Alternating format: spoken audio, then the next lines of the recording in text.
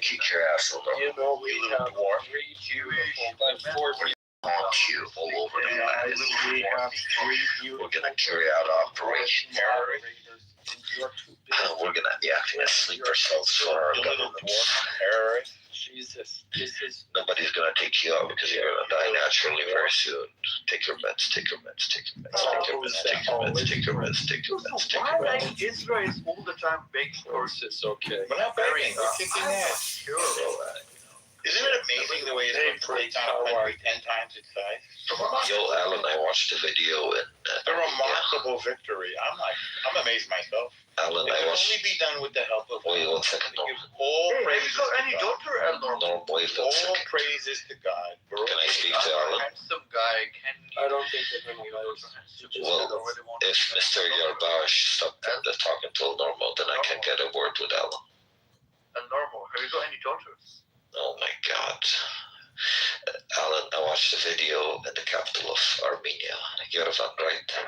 Yeah. Yeah, in Yerevan, they opened houses to accept condolences for Ali Khamenei, the supreme leader of Iran. Oh, really? Yeah.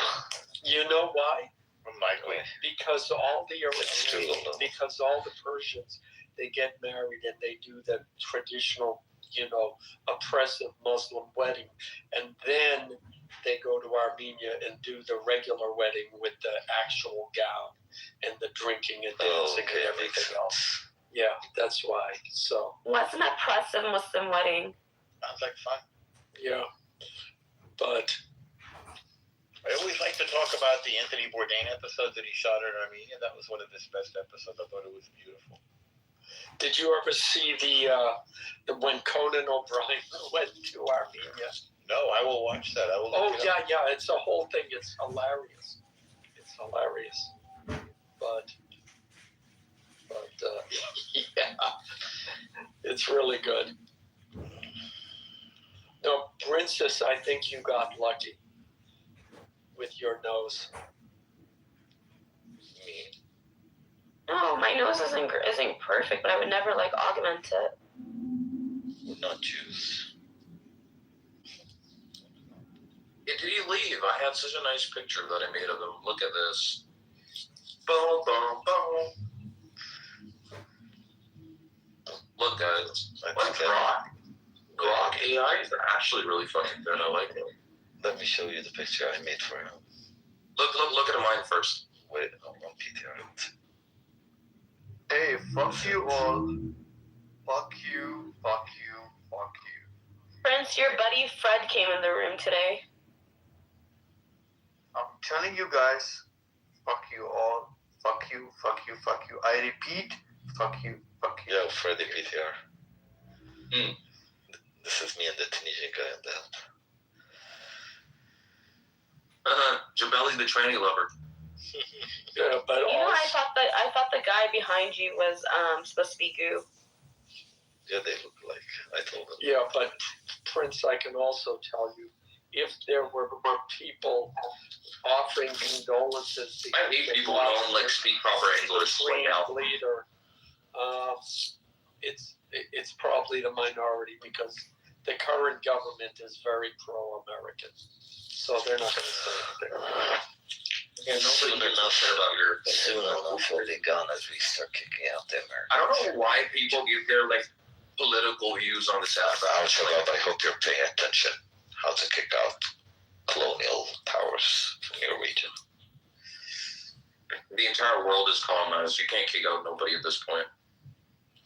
I honestly think this is gonna be the beginning of the end for American presence in the region.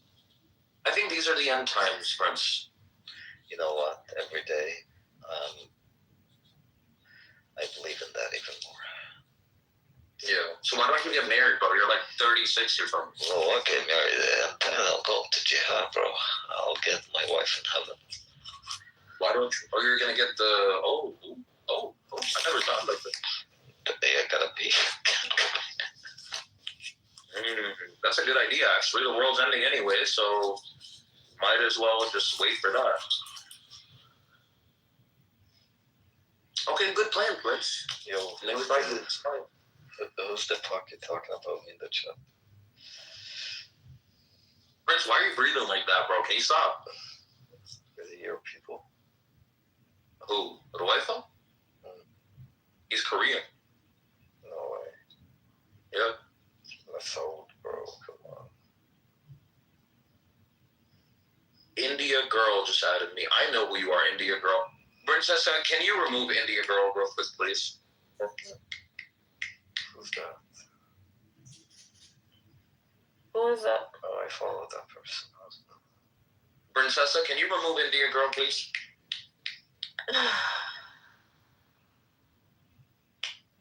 Chop chop. No, don't.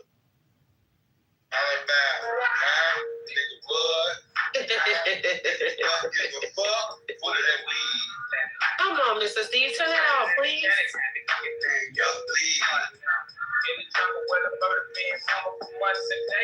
Y'all hate, man. Thank you. Haters in the background.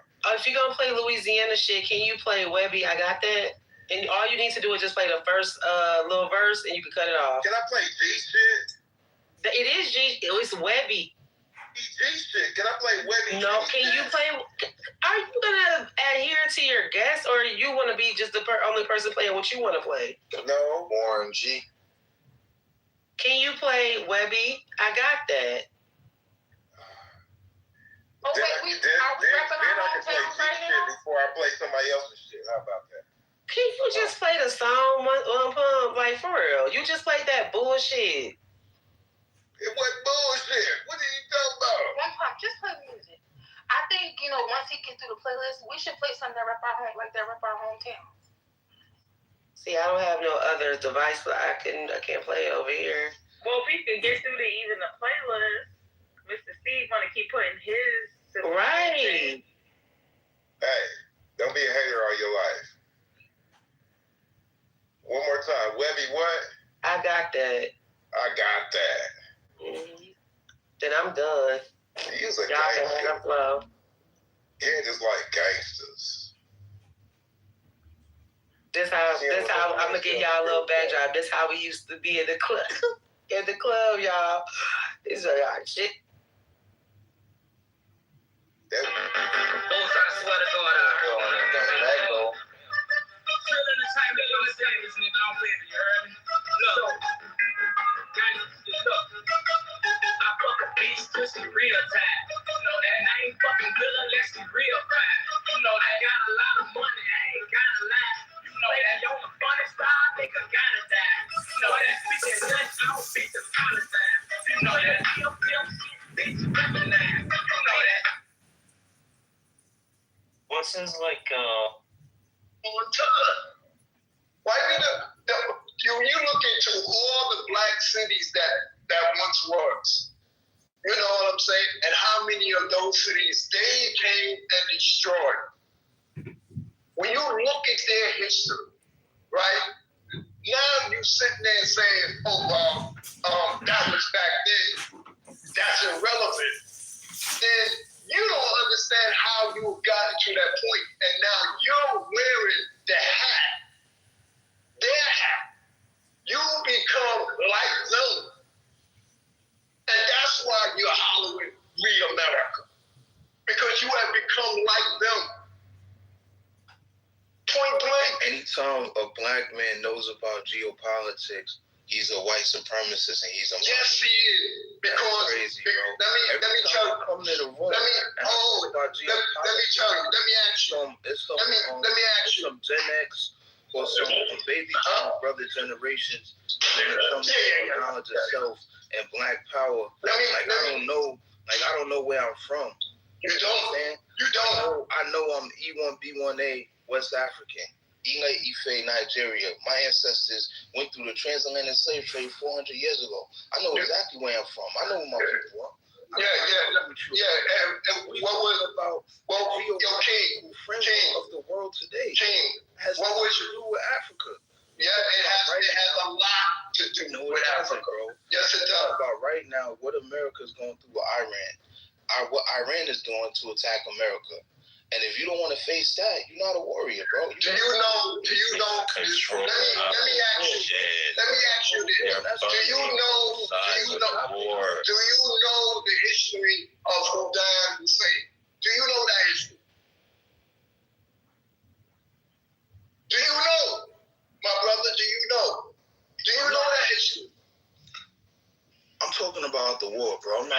I'm asking you, do you know the history of Saddam Hussein? Saddam Hussein, do you know that history? Some things. Did you know? Some things about the Ba'ath Party. Let me enlighten. First of all, Saddam Hussein, right, was an ally, was an implant by the U.S. government within what they're trying to do now. They're hoping that they can find somebody that can lead Iran away from their government. If you understood the history of religion and how it came about, you would understand the trick or the mind game that's being played with us. But Saddam Hussein eventually got so big, you know what I'm saying, that they had to kill him. Point blank, they had to kill him. Because these men, whether they're Arab, Caucasian Arabs, I call them Caucasian Arabs, or just Jewish Caucasians, you know what I'm saying? These tribes of people, because they all Caucasians, but they represent different tribes, are going back and forth between themselves. It has nothing to do with you, the black man. It has nothing. When you're not in their rooms when they talk. You're not. Unless you have sold your soul to them, you're not in their room.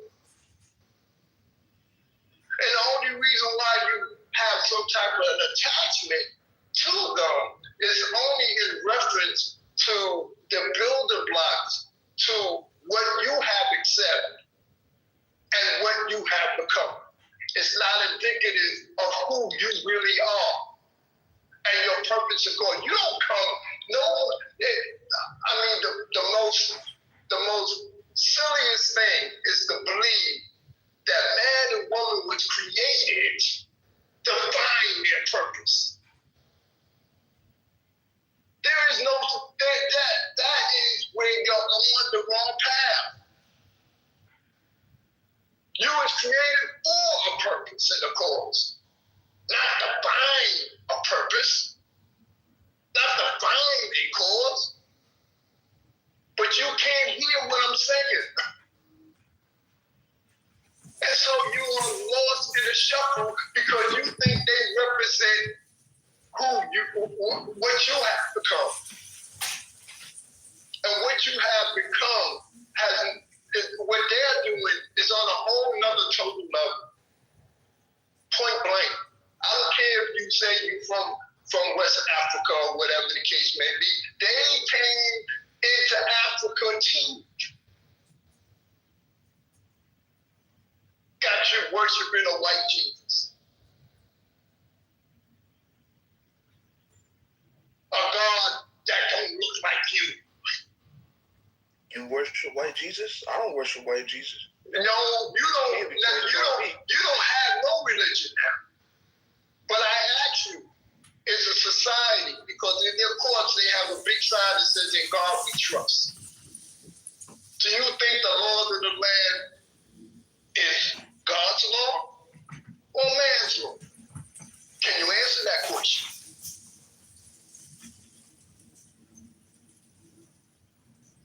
Can you answer that question? The law of the land should be an extension of God's will. But it has nothing. Because when you go into court, put your hand on the Bible, right? You know what I'm saying? And they talk about God we trust, but then they are allowed to kill you when it says in the book that they gave us, "Thou shalt not kill, and vengeance is mine," says the Lord. What are they doing? You're not living under the Creator's law. You're living under the laws of man. Why do you think some of our women get so disrespected and then we have arguments, gender arguments between one another? Because it's being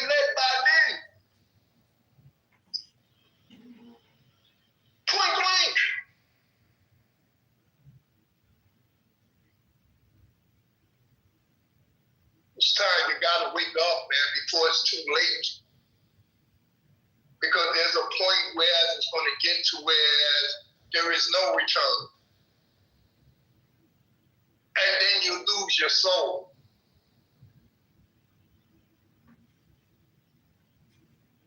Point blank. You think you need to wear their hat? Because that's all it is. Alignment with Israel and the U.S. is just wearing their hat. It don't represent you. You think when they have their round table, you're at the table? Hell no. Give me one man or woman that's at their table that looks like you. Give me one.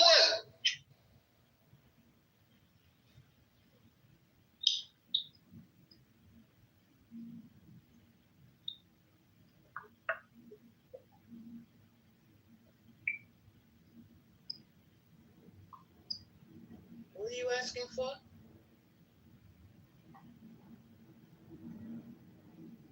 And if there's one at the table, right?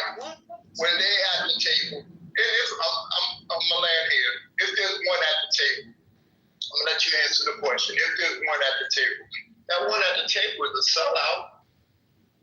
And our race is in the habit of living a life, whereas we're inclusive of everybody. But you don't see that in the Korean neighborhood. You don't see that in the Chinese or Japanese neighborhood or an Italian neighborhood. At least they represent who they are. If they are Italian American, you know they're gonna fly the Italian flag. If it's German American, you know they're gonna fly the German flag. When it comes down to black people, whose flag are you flying? Whose flag? If they French American, whose flag are you flying? Can you land your plane, sir? Okay.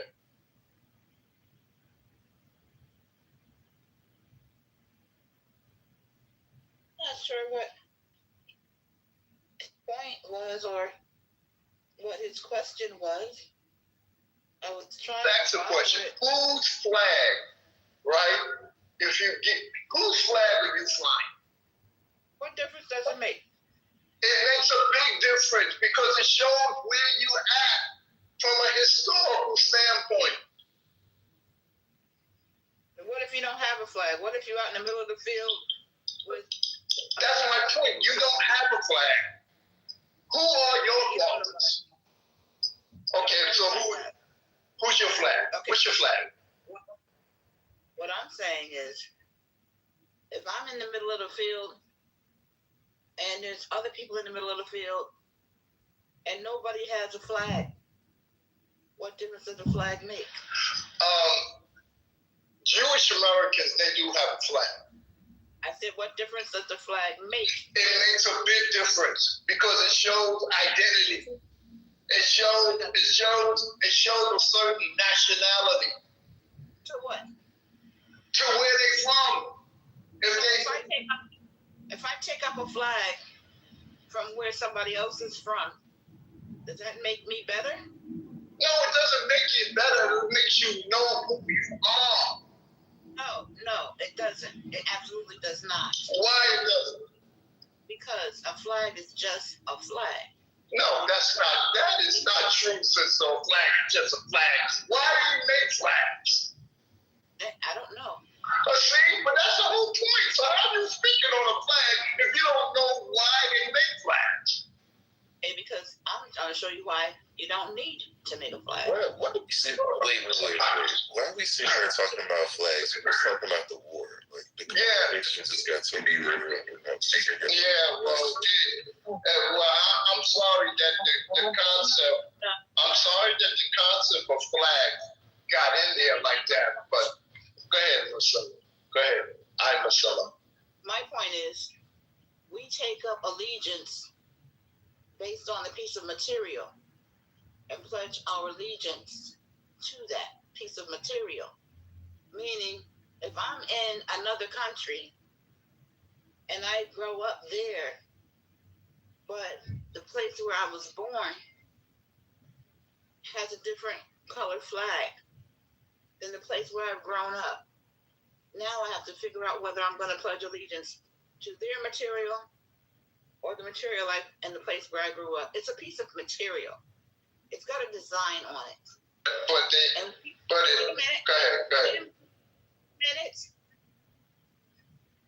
It's a piece of material, fabric, with a design on it.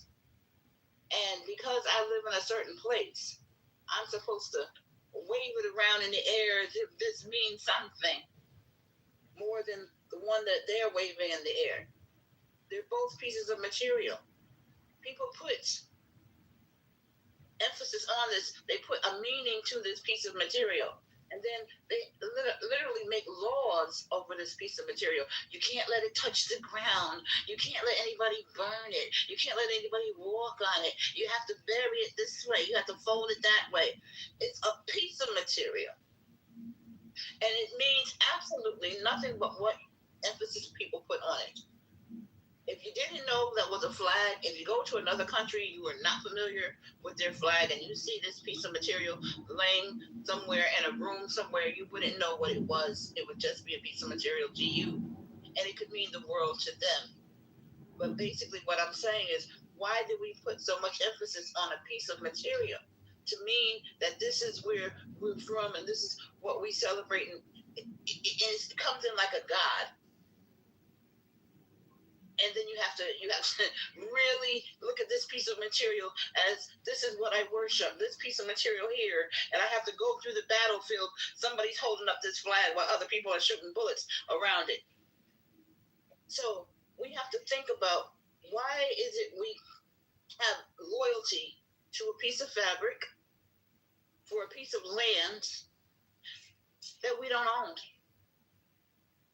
that we can't control,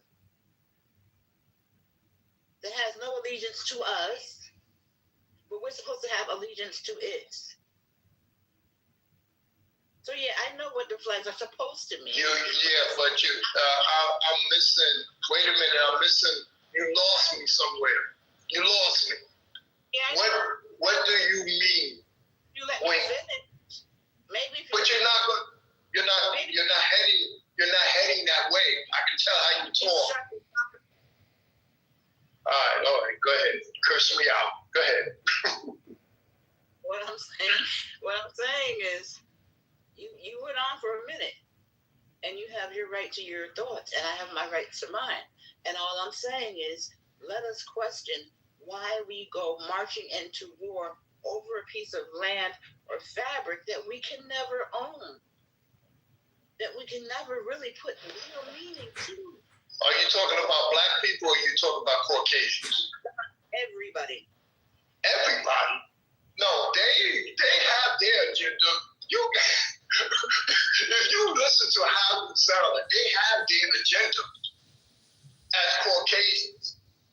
Even the 1% of them, they have their agenda of why they're doing what they're doing. Point blank, you cannot get around that. When you went to public school, right? If you went to public school, you didn't pledge allegiance to the flag? You didn't pledge allegiance to the flag? Absolutely not. Why would I? Y'all didn't say no pledge of allegiance? Because when I went to school, you had to pledge. When I went first, second, third, fourth grade, fifth grade, we had to. First thing we did before class started, we had to pledge allegiance to the flag for which it stands. Huh? No, we didn't have to. You could if you wanted to.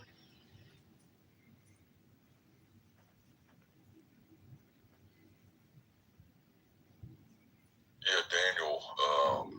Just when you start reading their interpretation, like if I tell like you research the Bible and ask Stanton. Just FYI, we've been through this ringer. We've debated Black Hebrew Israelites. One of our boys, Adam K, was brought into the Black Hebrew Israelite community because he knew genetics. He's responsible for deconverting like dozens of Black Hebrew Israelites, right? Like, trust me, we've all been through this ringer. We we know this side, like we know what. Oh, so he's all empirical then. He's like must. He's a rationalist. Like Adam is like a rationalist liberal. Like is he still in the camp? No, he's not a Black Hebrew Israelite. He's just a liberal who decided to make fun of Black Hebrew Israelites and deconstruct them using genetics, and then make them realize that it's all bullshit. Converted like dozens of Black Hebrew Israelites. That's that. Hallelujah. I hope they find a church because I know a lot of these individuals that are in there. You know, it does help them with not doing dumb stuff like crime and all that, but you know, it's a false cult. I mean, a lot of these Protestant denominations are all basically false cults. Yeah, I know. Yeah, I would acknowledge. I know some of the black dudes who converted to Islam though. They are like, I know one guy. He's from Detroit, but there was another guy from Detroit. But anyways, of course, from Detroit.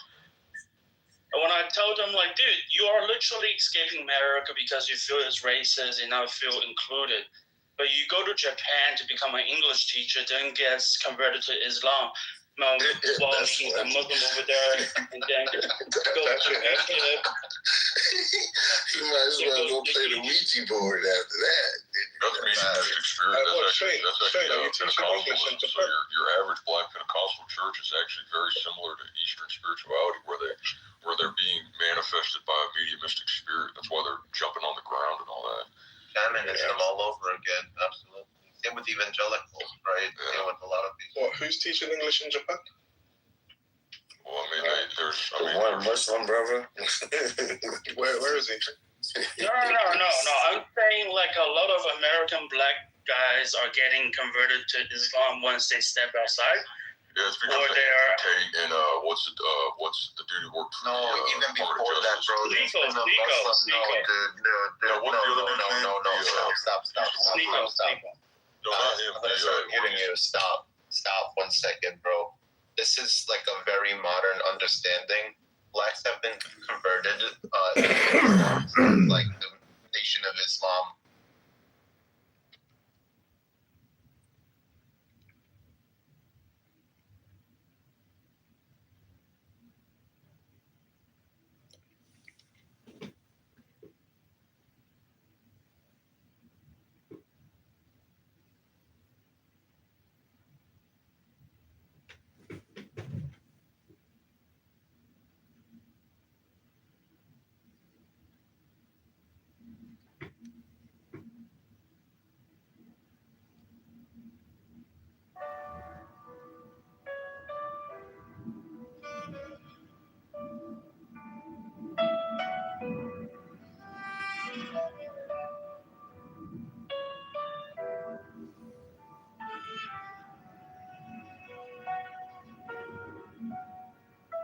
Jewish Sabbath prayer song, asking for blessings of health,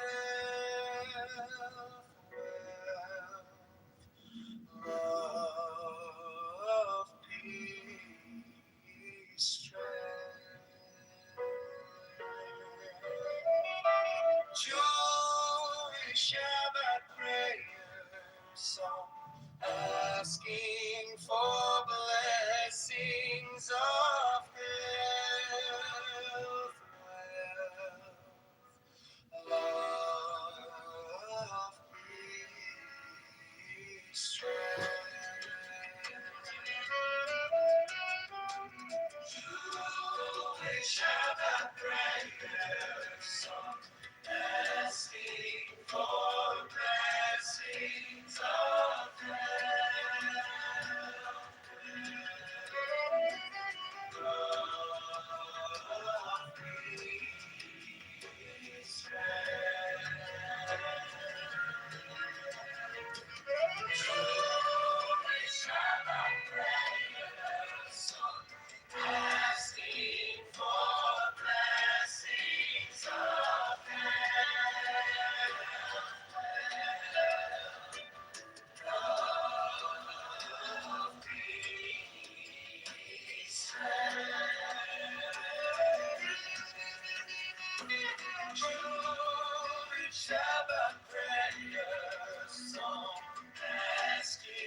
for blessings of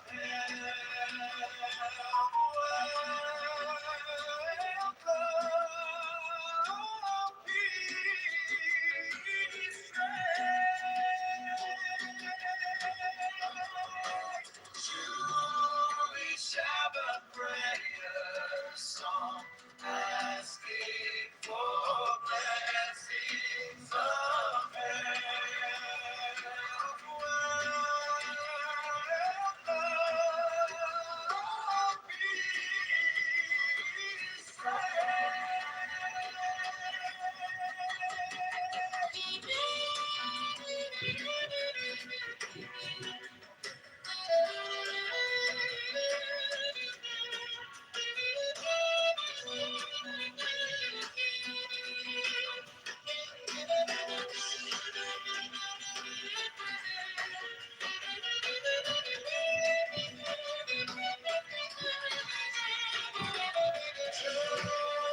Shabbat prayer song, asking for blessings of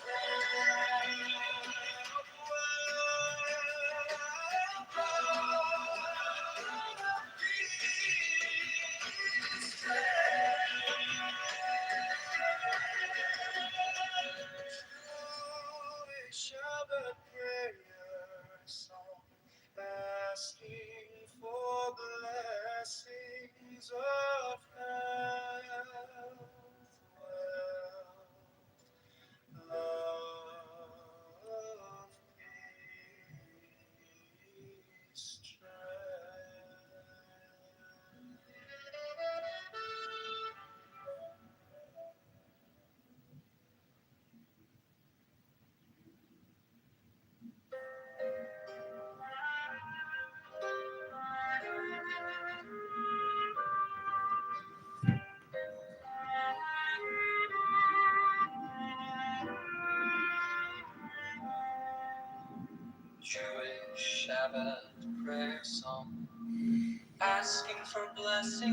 health, wealth,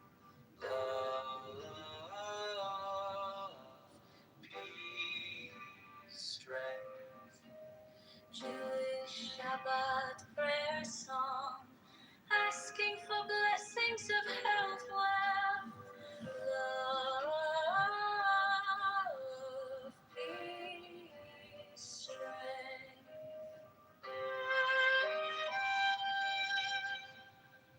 Jewish Shabbat prayer song, asking for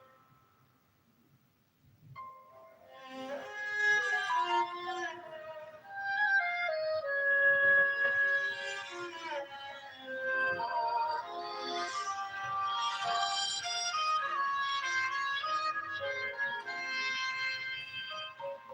Jewish Shabbat prayer song,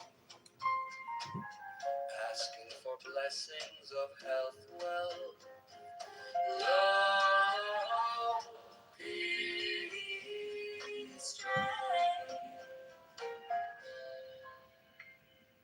Jewish Shabbat prayer song, asking for blessings of health, wealth, love, peace, strength.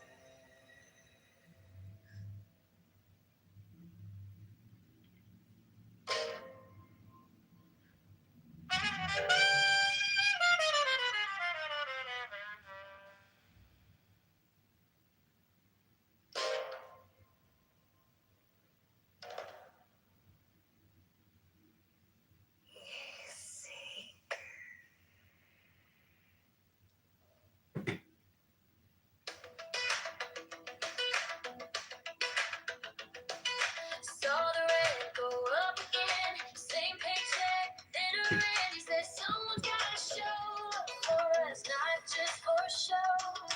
Kitchen table late at night, bills spread out like city lights. Turn the postcard in my hand, read your name, heard your plan. John Kitover for Congress, back to promise and progress. From the streets to DC, oh, care what we need. John Kitover.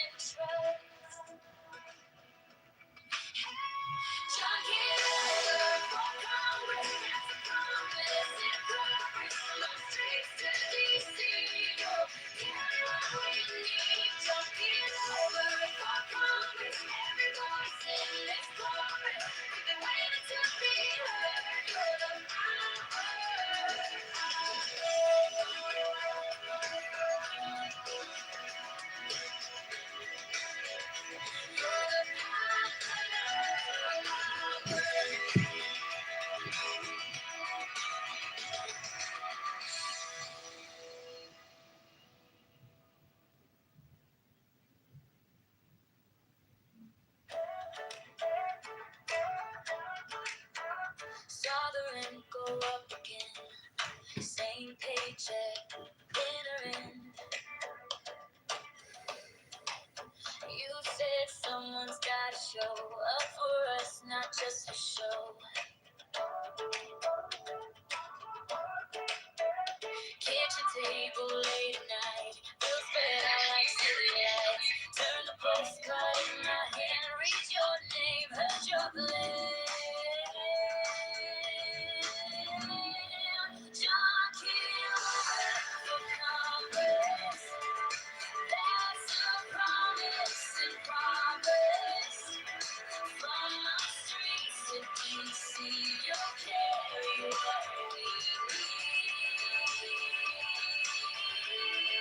John Kitover for Congress. Every voice in this chorus. We've been waiting to be heard. You're the power of our word. You are yours in pouring rain.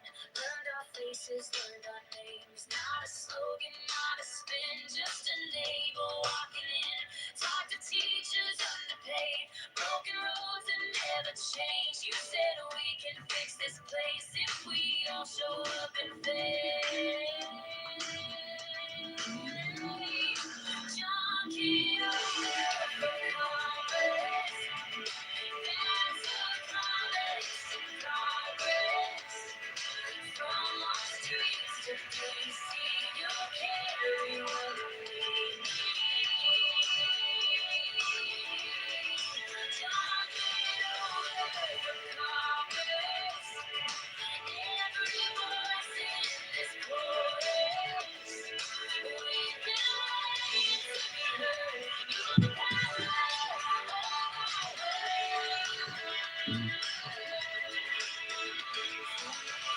Storyline to the midnight nurse strap. You said every single life deserves a better try. So I'm bringing all my friends, 'cause the change begins with us. We'll be circling that day, putting all our hope and trust.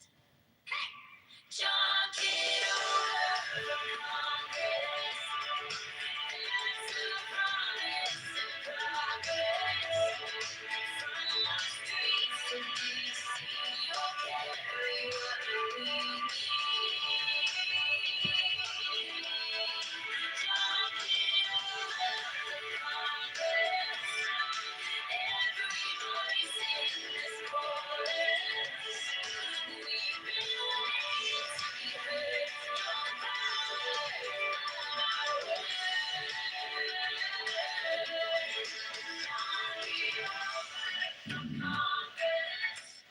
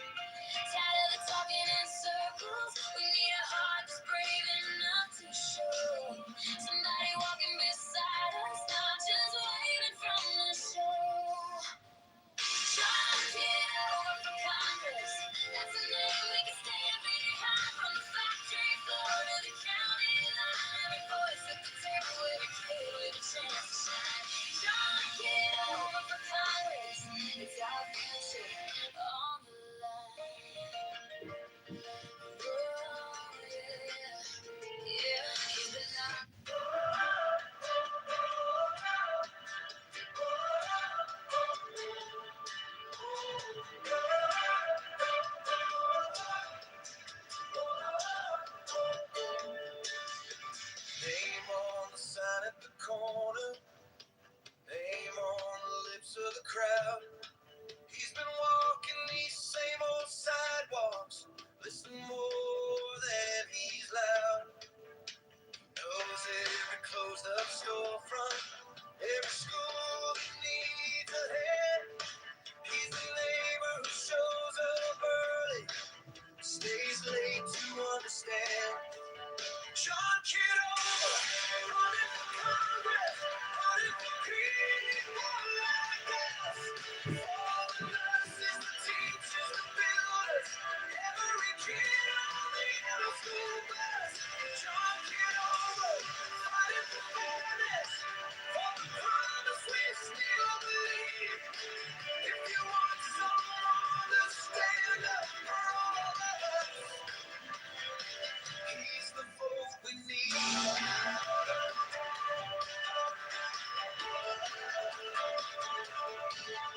Stirs youth camp from the civics. He just smiles, rolls up his sleeves, says this place is worth the effort. More than slogans, more than speeches. From the diner's early coffee to the factory's midnight shift, he's been asking the simple question: how can we start to fix this? John Kitover, running for Congress, running for people like us. For the farmers, the dreamers, the small town stores, every worker on the morning bus. John Kitover, fighting for fairness, for the promise we still believe. If you want someone to stand up for all of us, he's the one we need.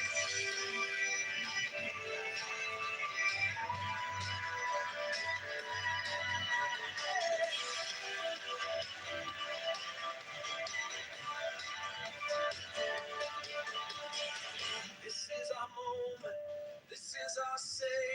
One voice, then 100, let it echo today. We're bigger together than we'll ever be alone. Let's send someone like us to bring our voices home.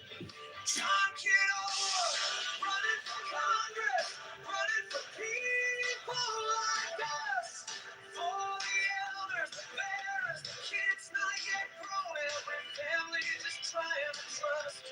John Kitover, running for fairness, for the promise we still believe. If you want someone to stand up for all of us, he's the one we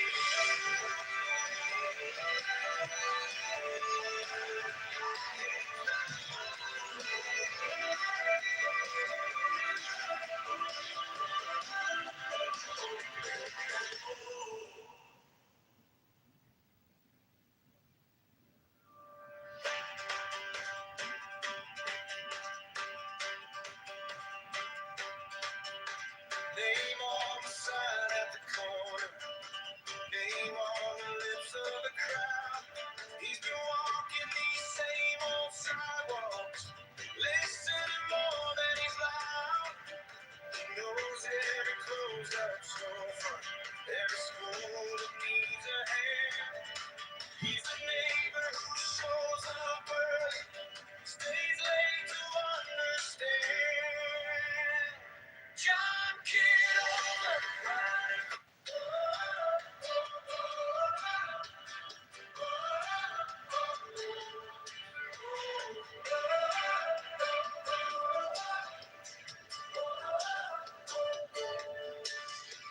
Name on the sign at the corner, name on the lips of the crowd.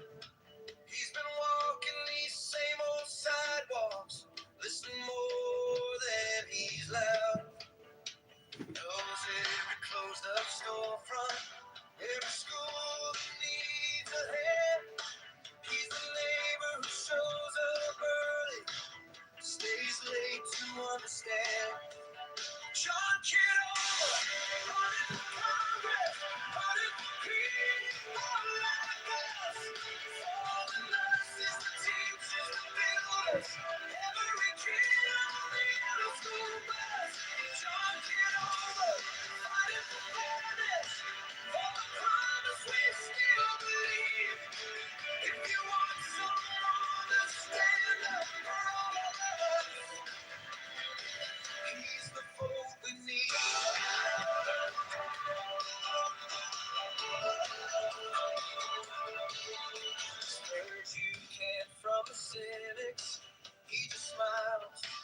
up his sleeves. Says this place is worth the effort.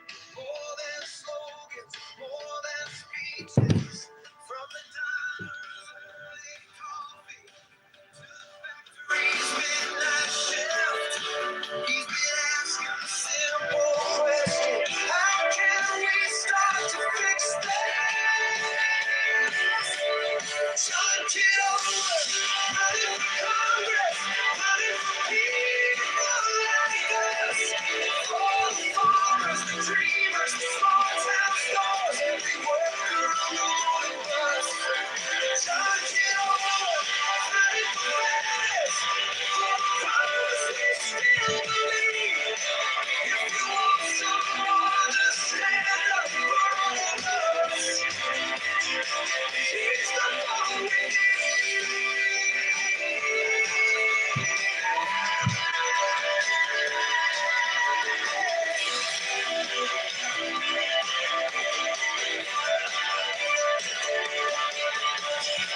This is our moment, this is our say. One voice, then 100, let it echo today. We're bigger together than we'll ever be alone. Let's send someone like us to bring our voices home. John Kitover, running for Congress, running for people like us. For the elders, the bearers, the kids not yet grown, every family just trying to trust. John Kitover, running for fairness, for the promise we still believe. If you want someone to stand up for all of us, he's the one we need.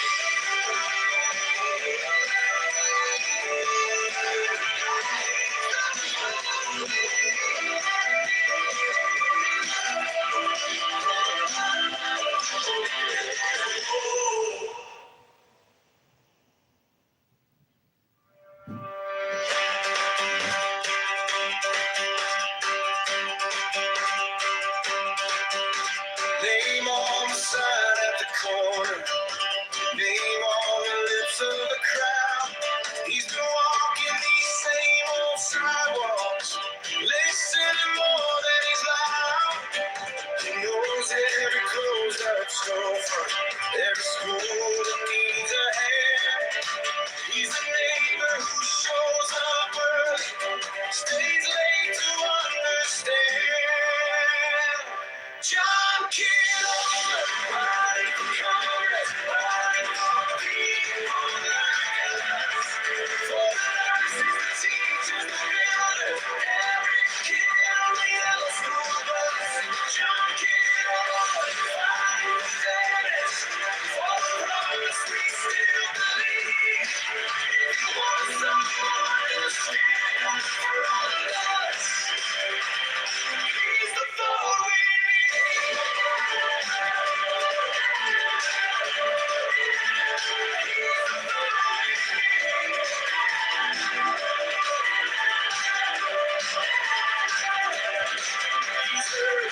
You care for the sinners. He smiles, rolls up his sleeves, says this place is worth the effort. More than slogans, more than speeches. From the diners early coffee to the factory's midnight shift.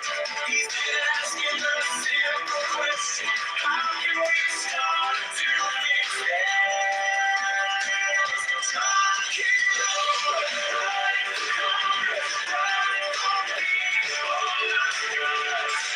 For farmers and dreamers, the stores, everywhere on the morning bus. John Kitover, fighting for fairness, for the promise we still believe. If you want someone to stand up for all of us, he's the vote we need.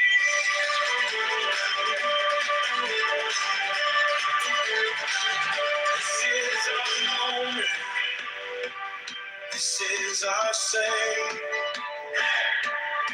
One voice, then 100. Let it echo today. We're bigger together than we'll ever realize.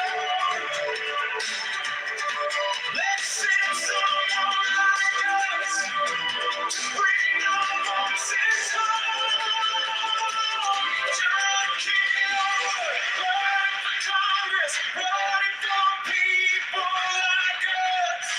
For the elders, the parents, the kids not yet grown, every family just trying to trust. John Kitover, fighting fairness. For once we still believe. If you want someone to stand up for us, he's the vote we need.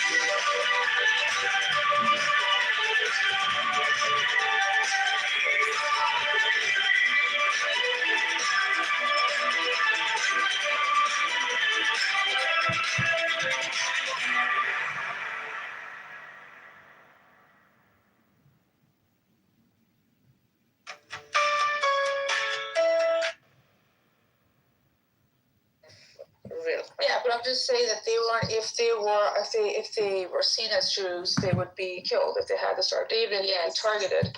They would, right? Yeah. There's like a taxation. Yes, I understand that it's not equal for all people. But it's still not like taking away your identity. It's not just you can keep it, but yet you're like a minority and you're paying a certain kind of tax, actually lesser than perhaps. There was a treatment not based on taxation, it was based on who we're dealing with. For example, if we're dealing with a woman in a foreign country or a child or elderly, they are not presenting a particular military threat. So as a leader, I'm not afraid of these people. These are just public, laymen. They're not going to do anything, right? Or farmers, for example. Still keep his house. Yeah, but the issue was for example, the militants, like the soldiers. These people that didn't have a choice. These people had either to become Muslim by force and become part of the army, or they're gonna have to leave the country, or they're gonna have to completely ask for a particular way where they can, because these people are literally soldiers. That's the threat. So it's based on the threat level. So like I said, the women in that case, you can do whatever you want, just live under the Muslim country. It doesn't matter because you're not a threat. But a soldier who used to fight in war, for example, and I defeated his country, now this guy doesn't have a choice. Either if he wants to still live in this country, he has to be a Muslim, join our army, or in this case, there needs to be discussions what we're going to do with these, because you're not going to just leave hundreds of thousands of soldiers just living in that city. What if they want to take it back again? It's realistically it doesn't make sense. But it's still like when the Muslim conquered all these lands, that's how they created the peace. Hence why, same thing, even America on the other hand. America did it with savagery when they killed the indigenous people. How did that create peace? Okay, I get what he's saying. Because now you can live in America in peace. You're not worried about what do you mean with peace? Somebody taking your country. What are you talking about? That was never America's country to take. Yeah, but for the Americans going after the next generation of Americans who lived in the land. It wasn't like the Americans had a threat on their soil. That was never. Are you afraid of anybody taking your house? The government can take it from their house. Not the government. Let's not talk about the government and criminal. You're not understanding something. Is there a threat of, let's say, a coup happening in your country that will? No. Well, no. Are you afraid of a revolution that will happen that will change the regime? Okay, exactly. So that's why you have that peace. But that's not peace. I don't understand what you're talking about right now. Yeah, you're going to bed every night. You're not worried about it. Establish a system of governance within your country where people abide by those laws because of the consequences that come with it. That's one thing, but that's not. The U.S. We can do that internally, but externally, you cannot do it without dominance. Problems have been caused across the world. If the CIA didn't exist in America and the FBI, you wouldn't have peace in your country. What? That's the CIA needs to destroy others to gain peace for ourselves. We're not gaining peace; it's to gain resources. That is peace. It's not peace. The CIA and the FBI, they're working, and the different agencies that work in America that are spying on you and finding out if somebody wants to create a terrorist attack, somebody wants to do a coup. That's FBI. No, there's not one singular agency. There's multiple. No, that's the FBI. I don't know about the CIA, which operates outside of the U.S. And do you know how many times the USAID has been involved in influencing the elections of other nations and causing disruptions? It's been the case forever. Even the Brits have done it. A lot of Western nations have done that. It doesn't matter which agency. There's NSA, for example. NSA spies on you, right? Enemies, there's nothing more secret cells, right? You're missing the point here. They're missing the point. I know, but what I'm saying is enemies, and there's sleeper cells that do erupt that can cause harm to your citizens because of the actions they're taking outside of it. Yeah, but like I said, again, in America, you're not afraid of for most of the part, other than criminal acts, which is obvious in any paradigm. But for the most part, you're not afraid of an external threat coming in, attacking you, living in America, because your country, your government was able to establish a dominance and take over the entire land. Bullshit.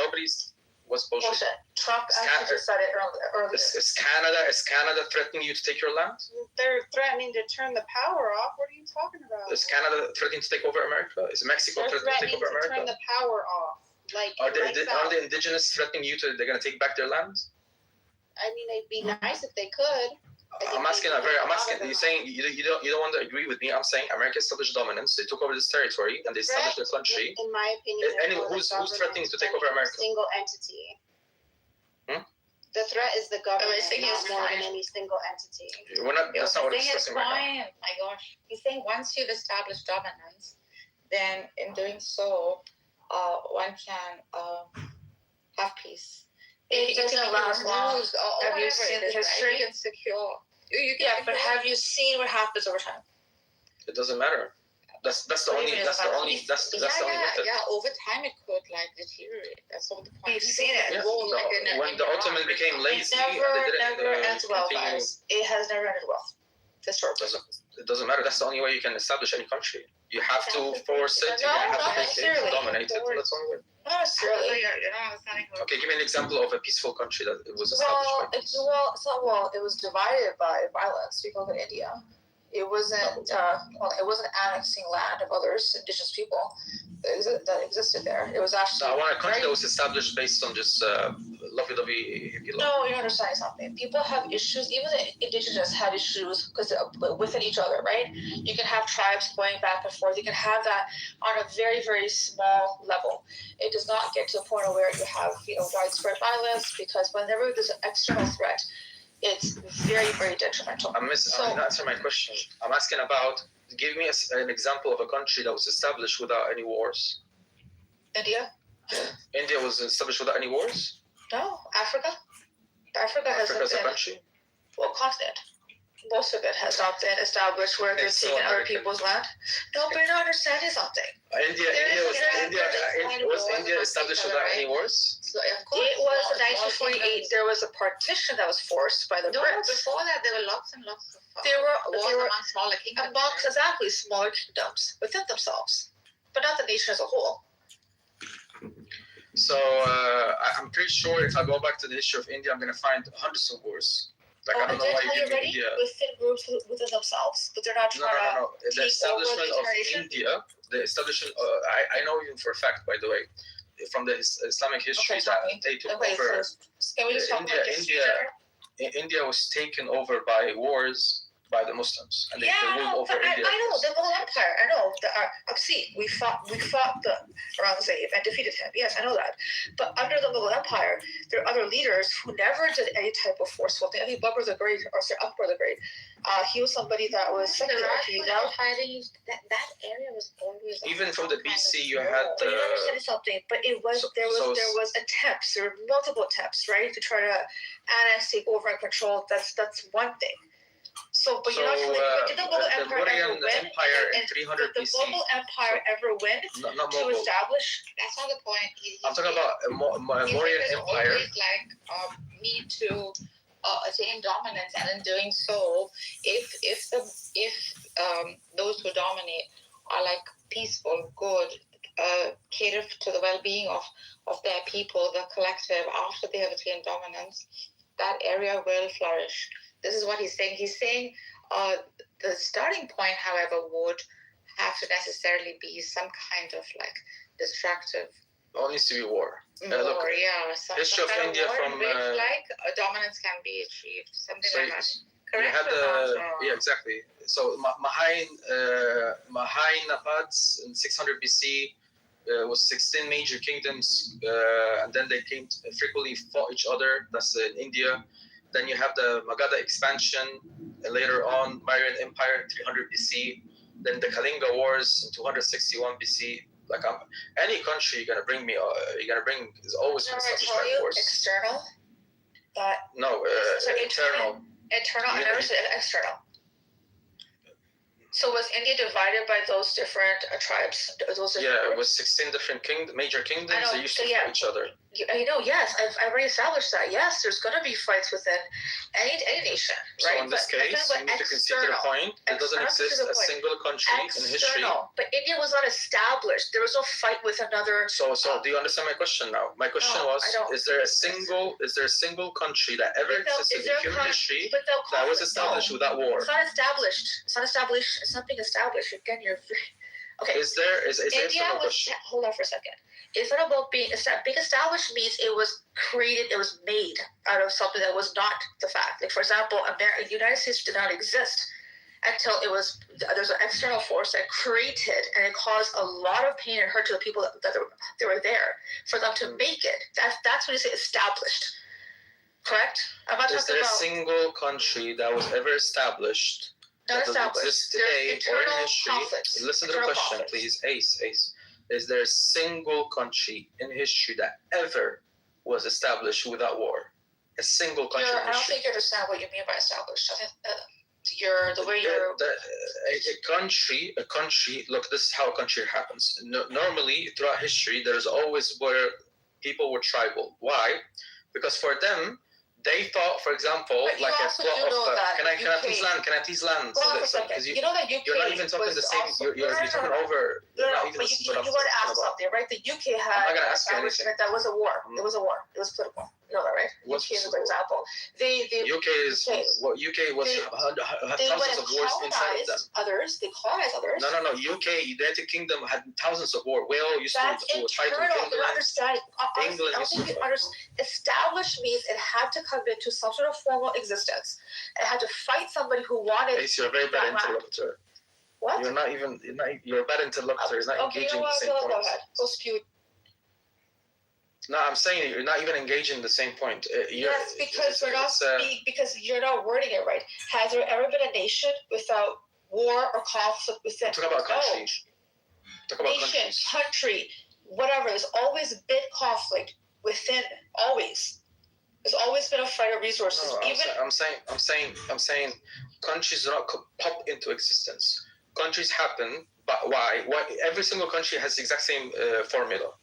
A bunch of tribes or a bunch of nomads, everybody had their own territory, but sometimes they will fight each other because I want where you are, and so on and so forth.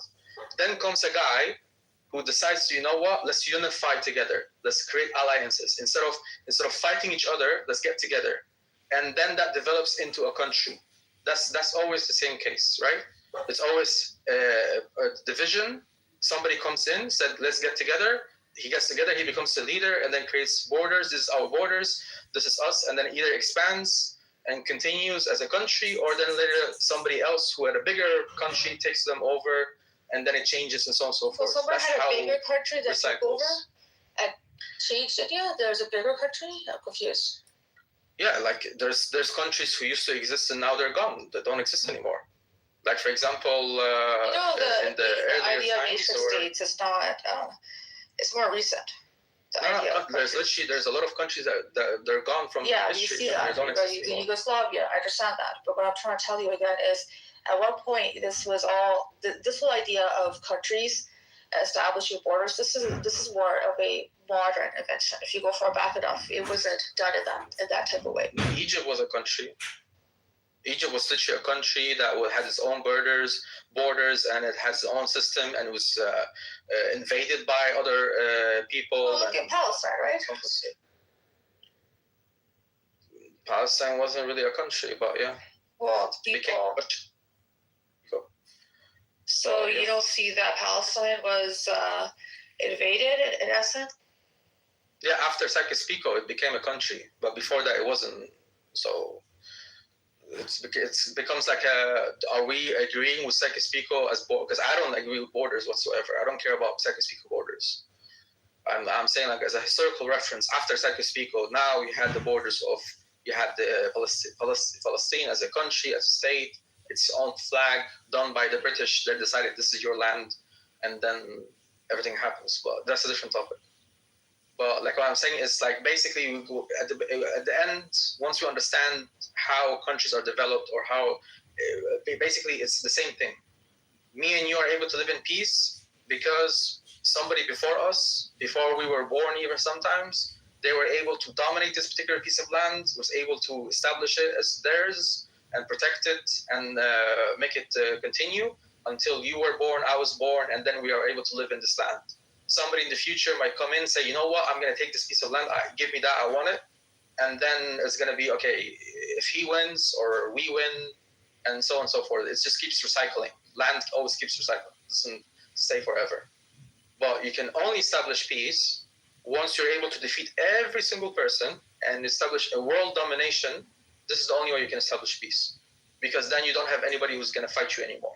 Once you're able to defeat every single military in this world, but and there's no more enemies. Internal, this is the thing, fine. So let's just say that occurs. And people all come into this one world government, one nation, and they do it not willingly, it's out of force. There's always going to be factions that will grow quietly out, and they will try to fight back because of how things were done. It was not without choice. It's better to have the borders and people to live and have their, internal conflict is always going to happen. Like this is not. I'm not saying that once we do this job, then we can go and sleep. No, you're going to have to continuously have supervision, checking. That's why you have agencies. You're going to have the exact same system. You're going to have to find out if somebody's planning a coup because people are evil. Evil exists. Criminals exist. People are going to want to take over. Some people are going to the same way. The same way when you go down the street, you're getting robbed. Bite is right. For you, bite is right. Is that how you feel? The what, sorry? Bite is right. The most for the right. If it's done with the right way for the right reasons. If it's done with the for example for greed, then it's not. But everybody has their own their belief of what's right or wrong. Right? Yeah, everybody has their own moral system. But I'm claiming that mine is the perfect. No, you're saying the most powerful. The most that would be the most powerful military, right? That would be able to establish dominance, right? So that means you believe in might is right. So whoever can do that wins, and it's fine. No, I'm not. No, I'm saying there also needs to be a particular backbone, which is, let's say, a reference. Like I'm using the Islamic reference here. I'm saying I want to establish an Islamic dominance, and I'm going to use that as a guidance of how to rule over. If somebody else say I'm going to establish a world dominance, but I'm going to use the Christian model or the liberal model, I'm not going to agree with you in this case. That doesn't fix my problems. It's only going to cause problems because these are man-made concepts. They're always going to create problems. Read the Clash of Civilizations. You'll get to really see, if you haven't already, why we end up where we do. Clash of Civilizations? Yeah, it's a really great book by Samuel P. Huntington. It's a really good book. Yeah. Yeah, I mean, the issue, I think, it starts from Europe when they started promoting this nationalist movement that caused more chaos than ever, because now everybody believes this is my land, my border, my blood is worth this particular piece of land. This particular nationalistic ideologies, I don't agree with it. I say this entire planet is for all humans. We're supposed to move around whenever we want to. There should be no limits for our movement. If I want to move here, north, west, south, it doesn't matter. I can go anywhere as long as I'm, because resources are, they're all over the place. You have some places have good water, some places have oil, some places have good farmlands, for example. You can grow crops, and humanity needs everything. Humans need every single thing. So it's about wealth distribution. There's enough for everyone to go around. Like there shouldn't be a particular land or particular system that's dominating everything and keeping the rest of the world hungry. Why? Hence why if you have one particular global country or global system, then you're able to support everyone. In this case, you can go anywhere. Then there's no immigration problems. There is no resources problems. The entire globe is ours. We just, as a unified humanity, we can do whatever we want with it. So I think that's what. But as long as you have these nationalistic paradigms, then no, like somebody's gonna say this oil was in my land and these are my borders, so I'm the one who's gonna keep it. and I'm the one who's going to control it. And now we're witnessing the development of water being used as territory, like Ethiopia right now building their dams, saying that the Nile is theirs. They're the ones who have it, so they can build dams, they can control the water, and if they decide in the future to stop the water, like dry up the Nile River altogether, they can do it, because they're building like 9 different dams or 10 dams now. And they will completely stop the flow of water. So that countries like Sudan and Egypt could completely dry up, because hundreds of millions of people can literally die out of, And we also have nations that will usurp other people's resources. We see Congo and how Congo is, the way it's being treated by, corporations, obviously American. So it's not even just controlling what's within our borders. It's also trying to forcefully take others because we think we're superpower and we can't. So I think it's more complex. Yeah, but if let's say if Ethiopia and Sudan and Egypt became one country, then they're not going to have a fight about water. Then in this case, they're going to create their dams to use it for whatever. If they want to use it for electricity, and they're going to export the electricity to Europe, for example, then that's good for them. They can control how much water is going. Like, if they're one united country, these 3 major countries, then they're not going to fight each other anymore, because it's just one singular land. Now imagine on a bigger scale, if the entire continent can you solve the problem of the human condition for greed and power? If the day you solve the problem for the human condition, our desire for more and more, because we think there isn't enough, right? That day is when your model is going to work. The symmetry breaker here is power and greed. Yeah, the way I would deal with it is like, I don't want to change anyone. Like this module of we're gonna teach people, or we're gonna change them, so we can create a system where every single human wakes up in the morning, prays, goes to the gym, brushes their teeth, and then goes to work and come back, and they're happy with their family. Like I'm not gonna be able to control people and change their life. The same way you're not able to change, for example, your partner. Like you cannot change them. You cannot change human beings, but you can anticipate what they can do. You can predict them, just like a child, like a baby. If you put fire in front of a baby, more likely than not, he's going to try to play with it, right? So to solve that problem, what do? You separate the child from the fire. You put a distance between them, right? And then you teach them over the time, like, this is bad for you, and you're never going to be able to like watch over them all the time, but like eventually they will get it. So that's exactly what we're going to do. We are not going to anticipate that we're not going to teach people, or like we're not going to change their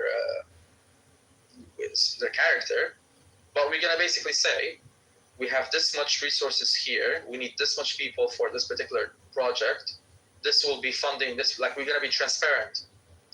And that will then people realize like there is no need to be greedy, because there's enough to go around. Like once you have transparency, for example, then people will realize, okay, now it makes sense. Like, and you're showing like you're not making. When like the cabinet or the leader or leaders,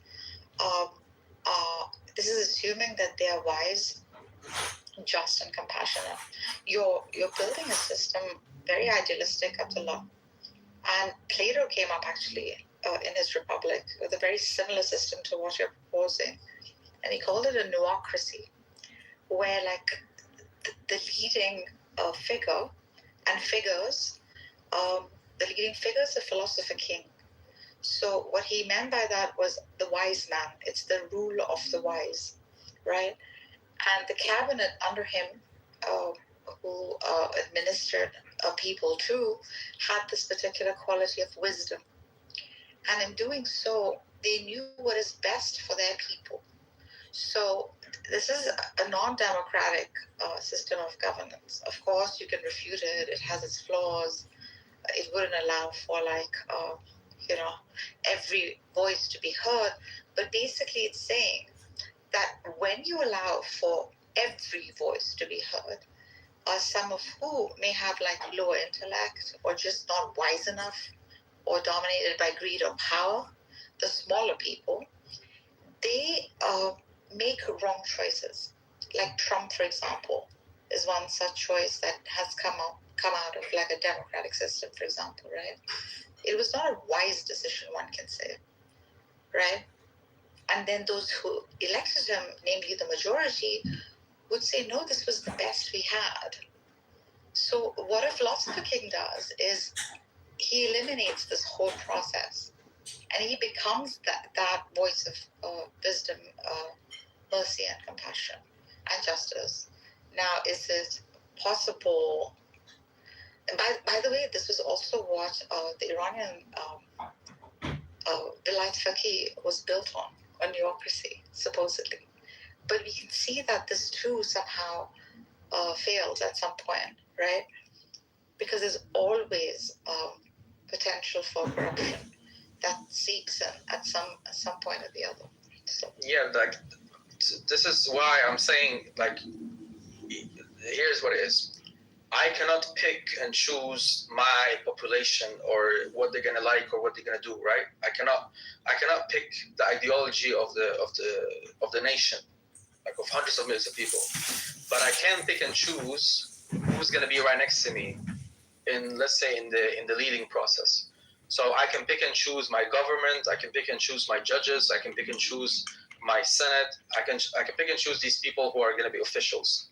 And how I'm going to pick and choose, I'm going to pick based on ideologies. Those who align with my ideology, they have the same vision, just like I'm recruiting, basically. If you have a business, you're recruiting based on qualifications, personality traits, you see if they're going to fit, you see if they have the exact same vision as yours, so that they can work with you. If somebody doesn't agree with you on the simple premise that he doesn't want the country to be run the exact same way you want it, or there's like too much conflict on ideologies, then just not going to work with me, right? If somebody is motivated by money and I want people who are motivated by ideologies, then I don't want that person. If somebody has a completely conflicting ideology, I don't want that person. So I can pick and choose people based on their ideologies. So then in that particular governing system, I'm making sure that there is I'm minimizing corruption, and there's many supervisions, like systems where I can supervise over everyone, so that everything. And the main thing is transparency. I think transparency is the key factor that's missing in current regimes. Like, for example, like look at these negotiations that are happening right now. Like even these Iranian-American negotiations or Palestinian-Israeli negotiations. Why they're not being televised?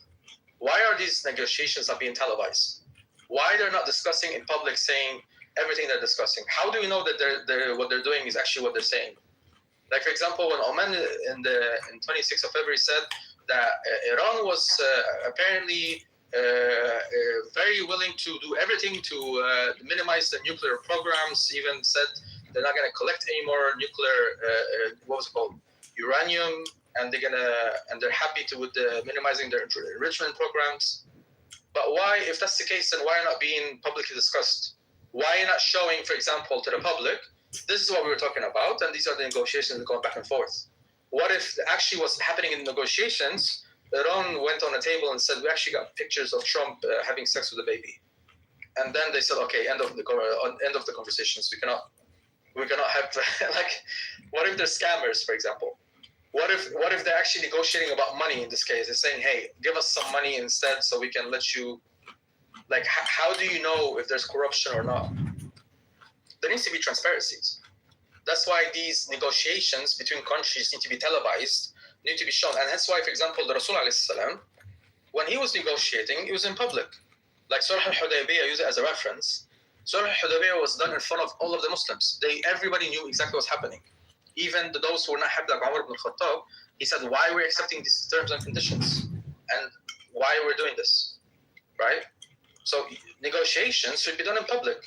So then if the other party is being deceiving or lying or using, for example, some kind of manipulation tactics, it's going to be on them. And it's going to be looking bad for their country. It's like, hey, look at the officials that you guys have elected for you to represent your country for these negotiations. They're corrupt people, and they're causing these negotiations to fail. So it's going to be on them in this case. So that's why, like, you have to have, like, transparency. You have to show. You have to explain. Like you don't need to explain the military secrets, for example, to the public. Like some things can be kept a secret. For example, like the deep state information that's very sensitive that could be used against you. If you're going transparent, you have to go all the way transparent. No. I don't need to. For example, I don't need to say. I don't need to say to the people if I'm weak in this particular location. If I get attacked, we might lose. I don't need to share this. This is by the military. We're discussing between us. I don't need to say, oh, we've lost. Like for example, some of our equipment became bad. Software is not working anymore. If somebody attacks us, we're not going to be able to defend ourselves from this particular angle. But I don't need to share that. But I can't share every single detail that's important for the people. Yeah. Like how much source we have. So you're saying like to generate like motivation and to like bring about some kind of like inspiration. You don't like say you don't transparently like give out all information. So Plato also called that the noble lie, right? No. It is not just lie. noble lie. No, it's not a lie. If there is a good reason, if like for example, the Rasul when he did Fath Makkah, the conquest of Mecca, he didn't tell anyone that he's doing it. He told them, he just simply told them, everybody get prepared, get your weapons, we're going to a war. He didn't tell them where they're going or what's going to happen. They just told them do it and that's it. Sometimes so they about a benevolent dictator, basically. No. I'm saying that if there is a good reason for me to hide particular information. This figure, this archetype, this leader is a benevolent dictator, basically. No, it's not like so. It is. Abdullah is a bit right, but okay, it doesn't matter what the military. Yeah, he's right. Quite a few. We don't know. But the problem is that the current leaders, the Iranian leaders as well as the American leaders, they actually don't feel the responsibility that, or they don't want the people to know. And that's what we haven't reached that level of transparency in government that we aspire for, where the people in the government are transparent with what they are doing. So the only reason this is not happening is because the Iranian regime also doesn't want its people to know what they're saying. It's not like Yeah, but why the negotiations are not being televised? Like this is a crucial. Because they don't want. Okay, so there's corruption in that case. Yeah, I don't need to believe everything that they're saying. Like simply. We can't believe everything the opposition is saying either. Yeah. And that's why I'm saying, and if I want to create a system that's good for humanity overall, this is how I'm going to lead. I'm going to lead by being transparent. I'm going to show the people what's happening, and I'm not doing it, for example, to like there's no democracy. I think it's I don't not need democratic. It's not there's no democracy. How are you going to then choose your leader? Yeah, I think democracy is a failure. I think it's how are you going to choose leaders? No. What technology are you going to use to choose leaders? I think leaders need to be chosen in a particular system where it's based on a particular criteria and it's being recycled. So, for example, you're going to do exams. Yeah. So what I'm looking at, number one is, let's say it starts with those who are going to start a movement. Those are going to be the people who are going to, let's say, if let's say a major conflict continues, like this Iranian war with the Gulf countries, right?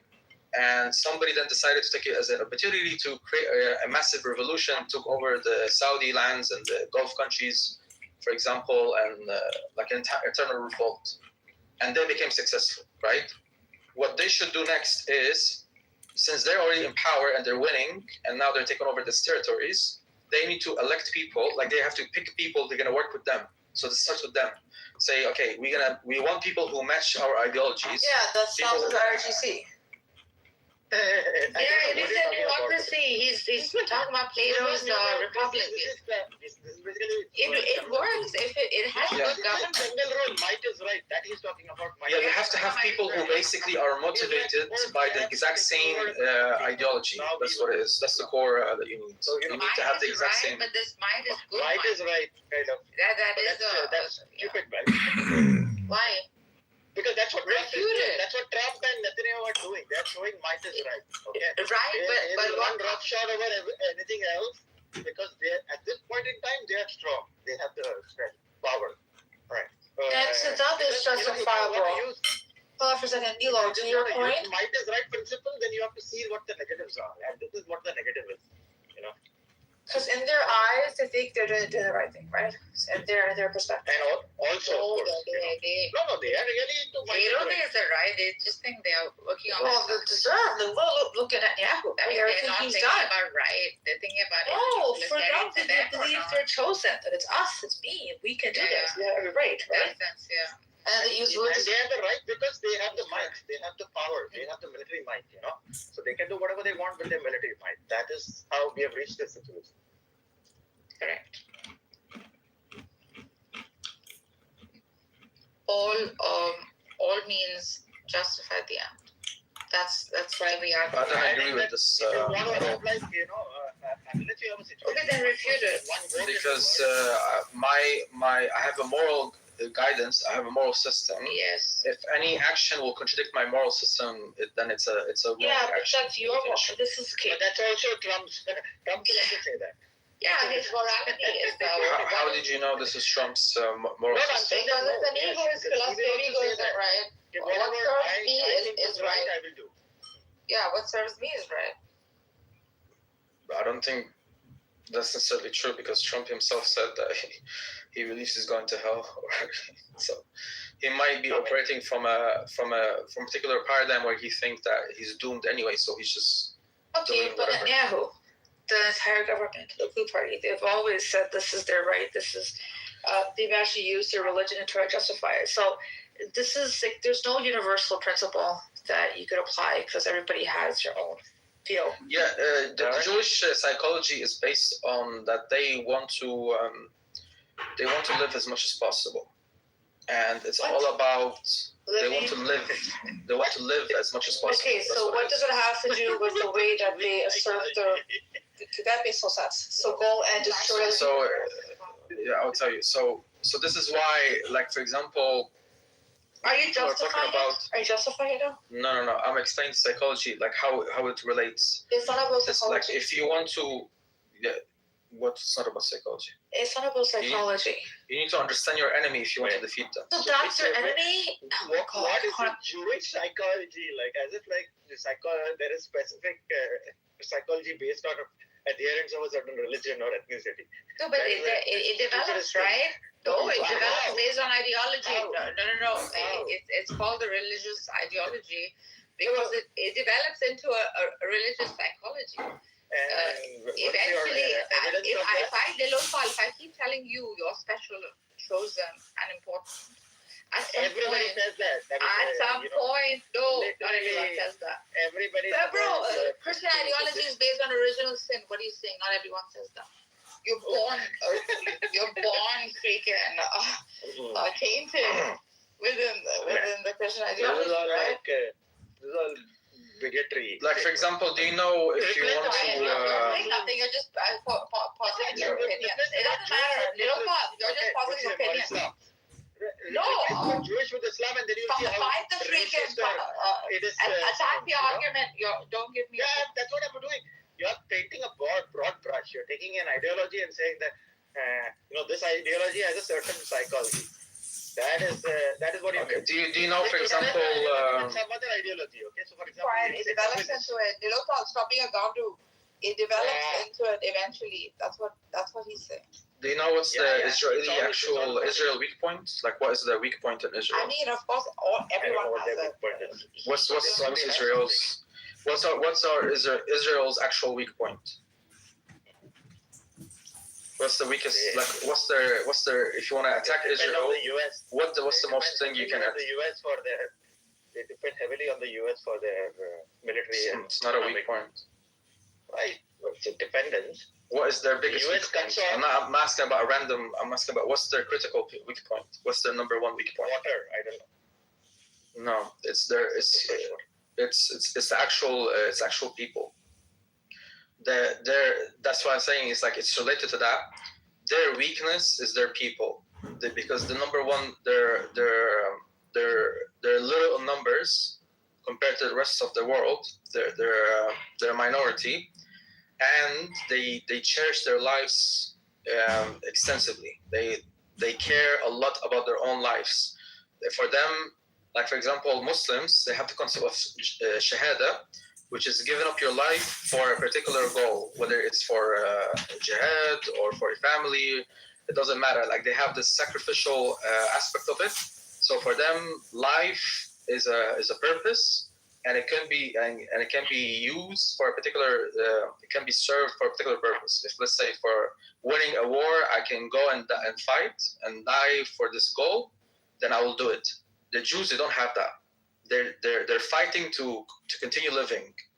So that's why when people are talking about that Israel is losing money, Israel is spending too much money on this war, that's not the weak point for Israel. Israel don't care about these things. They know money can come and go. They can make it back again. They will figure it out. Like it's not an issue. Money is used as a tool to prolong their lives as much as possible. So attacking the Israeli people is the actual weak point, and hence why they're creating these extensive wars to push away all the threats. They don't want people to be closer to them. They want to be people outside of them as much as possible. That's why they're building the walls. They're pushing America to make the worse for them. No, it's called the Greater Israel. Okay, this is so. Some of these things that they call a threat, there was no threat eternally. Like if you look at what they're doing with Lebanon, right, trying to take their land, it's out of perceived threat. It wasn't like they were threatened, right? A lot of this has to do with expansionism. Okay, they do have this ideology of it's actually in the Likud party charter. The whole river to the sea that starts with them actually. They do believe in taking the biblical or scripture and applying it to justify annexing land. So if you have not been, or even that war with Egypt, right? They didn't even do shit. Oh, we think they might attack, right? So a lot of this is on perception, and actually puts more of their people in danger when you go and keep on hurting people that have no ill will towards you. You create more enemies when you do this. But why they're making these, like, you need to understand also what's the actual motive here, or what's the mechanism that's moving them. Yeah, why they want to do an expansion. Give it to you. They believe they're entitled to it based upon their book. Right? Yeah, and why is it important for them to achieve? Because of their religious beliefs. Yeah, but why? Why this particular belief system exists in their belief? Okay, listen, they have this whole idea of the times and doubtful prophecy, right? Which is one thing. But again, for you keep telling me the same thing over and over again, as if somehow their ideology, like you keep saying people do things, right? And as long as if you do things under the right context. What you don't understand is a lot of people have varied beliefs, and some of them we don't agree with. About Israel, the Jews specifically, why they care so much about. I have a devotion to Padre Pio, and Padre Pio recommends that you go to confession every week. I do confession every night with God, but I only go to confession with the priest 3 times a year. Iranian, Libyan women can't confess. Yeah, I always found it weird that you don't see their face when you're talking to them. It depends on the church. Some priests do it face to face. Some don't. But a lot of it is in that room, right? Where you don't see them. Yeah, it's in the confessional booth. Yeah. Isn't that psychiatry? I always found that very weird. Why is that weird? Nigga, I'll find you weird, nigga. Maybe I watched too many horror movies and it's not weird. You just sit down and they slide the thing open and they start talking. Yeah, but you don't see them. If you see them, it's different. Well, that's the whole point. It's supposed to be anonymous and private. That's why. Right. Forgive me, Father, for I have sinned. It's like, hold on, who you're talking to. That's actually not true. That whole thing. The whole point is for God to see you, but why would you want him to know your the face? whole point is I want you to know who you're talking to. Yeah, you gotta know. Nigga, it's not like any random nigga's gonna sneak in and act like anybody. No, that's not how it works. What are you talking about? There's usually that's so irrational. Like, yeah, they're like if you sick. Yo, it's irrational. Relax, hold on. It's a confessional booth, and there's typically a line, and you wait online. till you wait your turn and then Someone you go. else could go in there though. Well, the thing is that our confession is to God. It's not to the priest. Oh my God! Shut the fuck up. Me?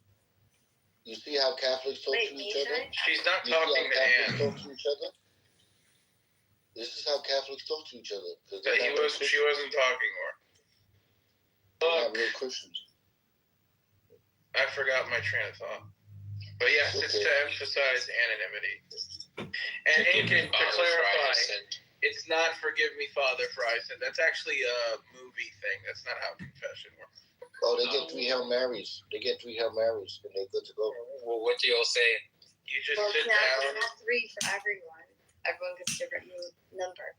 Oh my God, that's so stupid. Depending on how many sins you You see, Egan, they really do get 3 Hail Marys. It depends on how grave the sin is. Correct. So, how many Hail Marys you got to do for beating your meat?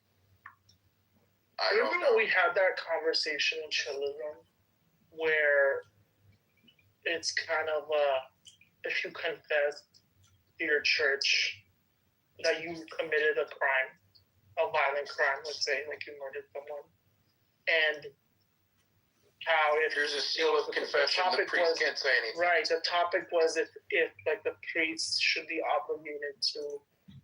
They can't tell the officers or authority. Yeah, they can't. They not can't. obligated. They're not. Yeah. If they do so, if they break the seal of confession, they will be excommunicated.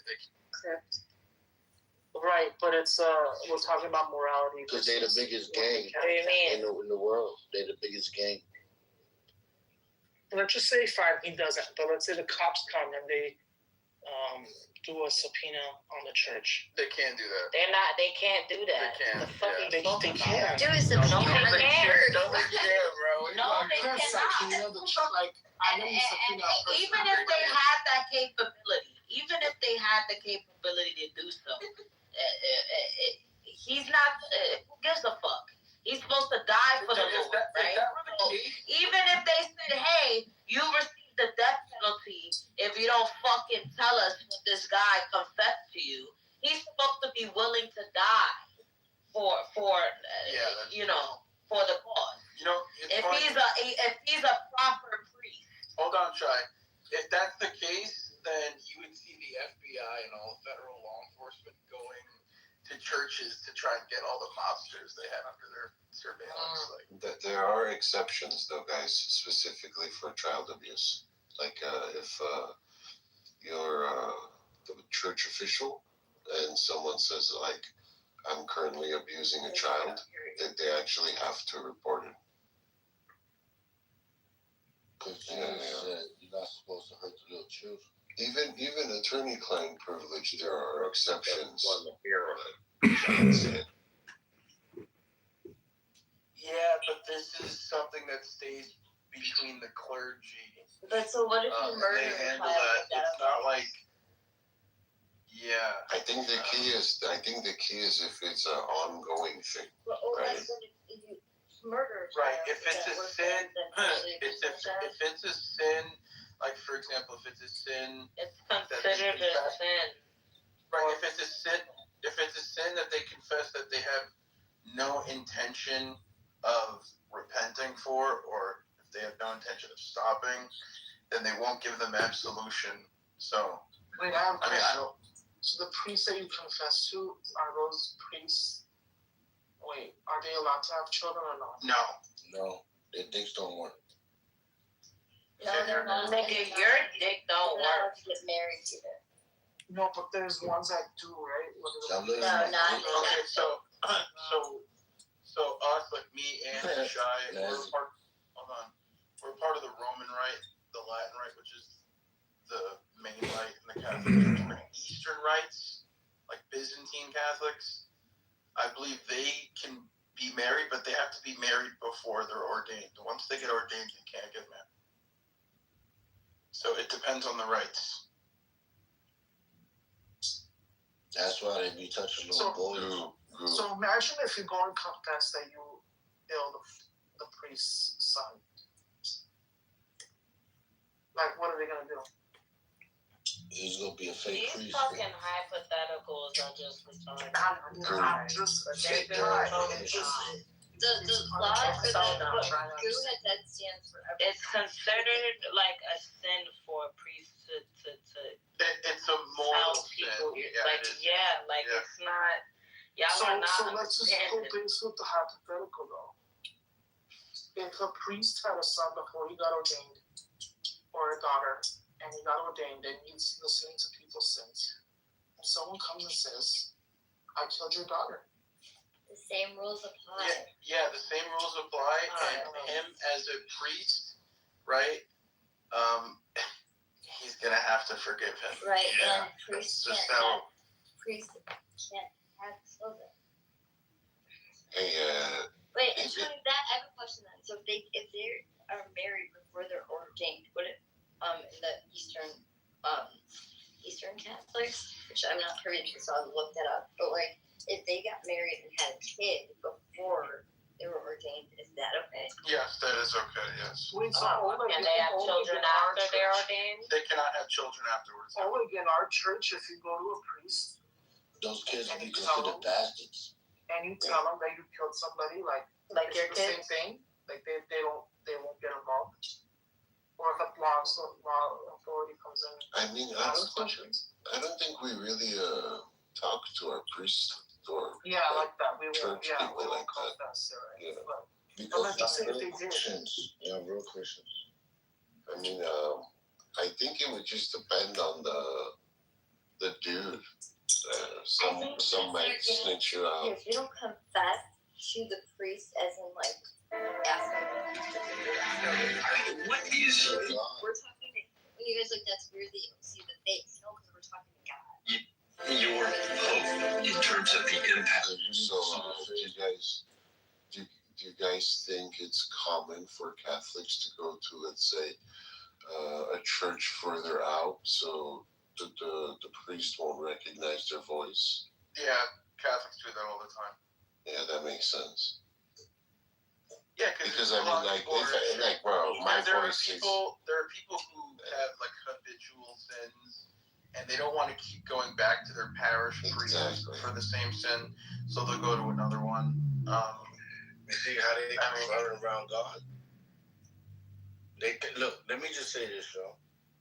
As a Jew, they always taught us this: if you steal, you act like the camera's looking.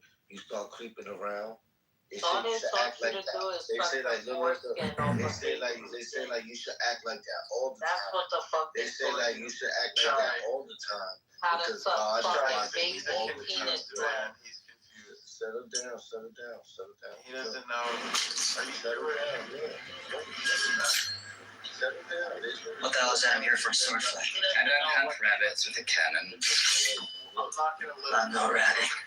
That remains to be seen. You're a Jew. You're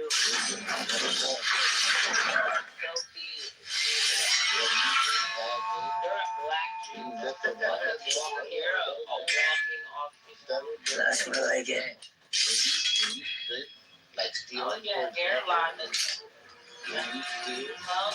Tell your body to be. How about that? Tell your body.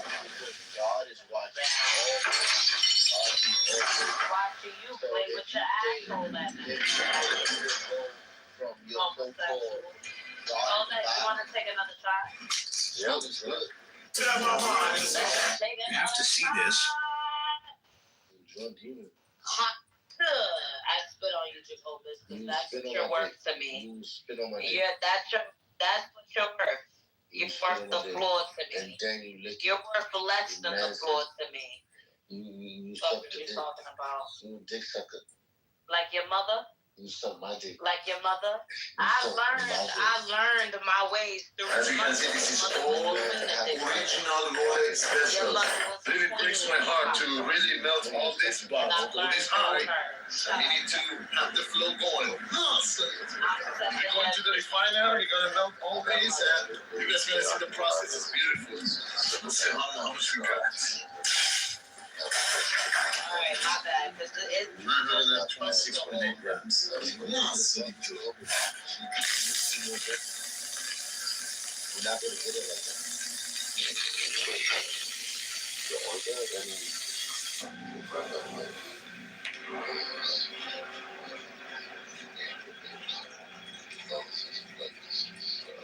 Let's go, baby. Let's go. You guys dig it out, But cremation's like not bad, right? This time you don't lose nothing. Yeah, I know what you guys do. Sometimes some people they melt, they lose a few grams. So the question is it gonna be over 100K or under?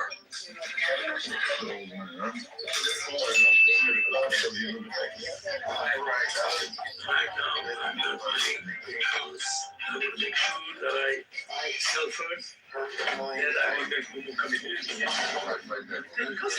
Everybody paying the everybody today paying 3-4 days at least. Let's check the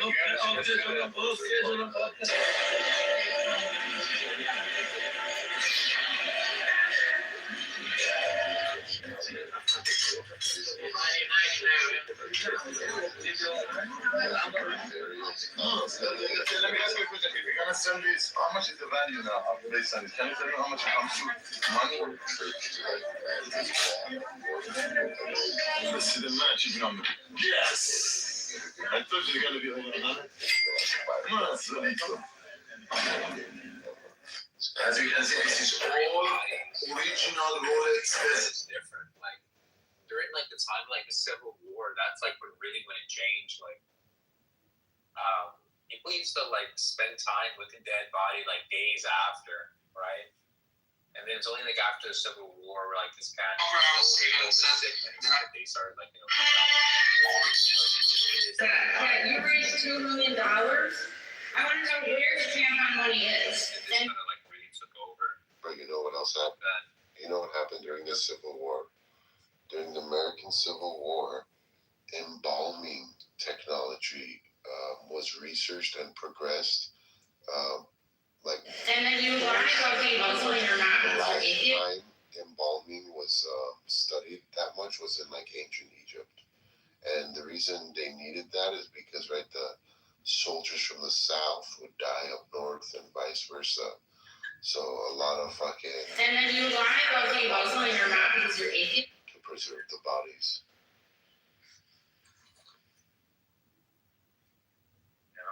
And it was the first, like, major war with photographs.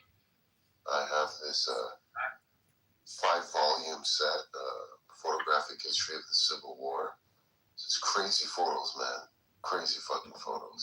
You say the most disgusting things that just make me question. I'll be completely honest with you. I think culturally, there is no... As you can see, God is saying to you today, my child. You guys, you know what? Yes, stop projecting your perverted thoughts. If somebody tell you want to fight at 3 o'clock in the morning, you think they not perverted? Like what? Oh, like you are not Christians in here.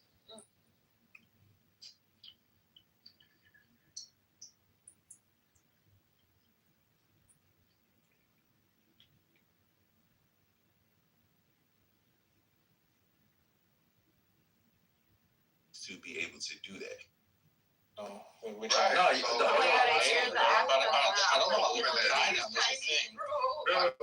over there. Chinese or Japanese? Which one are you? Yeah, Rice is rice. Doesn't matter, bro. Whatever, bro. Are you Japanese? Yeah, it's Korean, bro. Whatever. Doesn't matter something. Dude, his question. I mean, I'm being very honest to myself. You know, there's a country I like. There's a country I don't speak English. That's very clear, I think. Before you critique another country, hold on. You know that Japan is heavily reliant on Middle Eastern oil. Actually, it's actually. And so what? I mean, the entire world. 90% of it. The entire world. Right. I know. So And when you critique, if you like it so much, go live there. Yeah, exactly. If you like so much, go out there. That's it. I'm telling you, if you like the oil so much, go live there. I don't like the oil there. I mean, I'm driving a Tesla, buddy. So what do you? I don't need your petrol. I mean, exactly. You should be telling people love you that much to live there. I mean, you are being double standard. And where is the electricity coming from for the electric car? Where's that electricity coming from? That's logically strange, don't you believe? Okay, you bought oil from Iran, so you're gonna love Iran. I mean, what's the point, buddy? You fool, you're not logical. What's the point? Isn't Iran buying it? I mean, I think Iran is buying a lot of things from America. Oil in your country, they fed you. Love America. That's now you're fighting